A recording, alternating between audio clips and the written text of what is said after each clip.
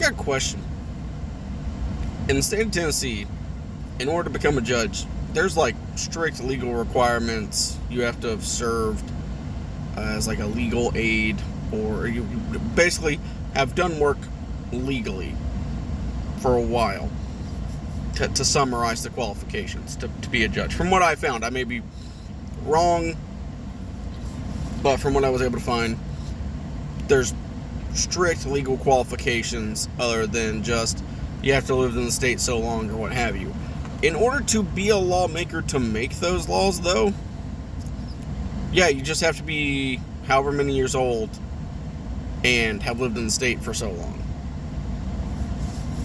But to be a judge who has to deal with the tail end of the ramifications of those laws, no, you gotta have all this legal know-how. I'm not saying it should be stricter in terms of legal requirements, like legal knowledge requirements to join the legislature or executive of a state or federal government. But as a judge, you should know the Constitution and then be able to go, that law is unconstitutional. That's infringing on this right this person has. Like in Tennessee, it's been a few years since I've done it, but if I recall, it's the case that as a dude, you can't vote unless you are registered for selective service. I know there are some states where that's the case. Some there's a fine, potential jail time, and some it's like a combination of the three. I think in Tennessee you can't vote, and that's about it. There might be a fine. 15th Amendment says the rights of people to vote can't be restricted.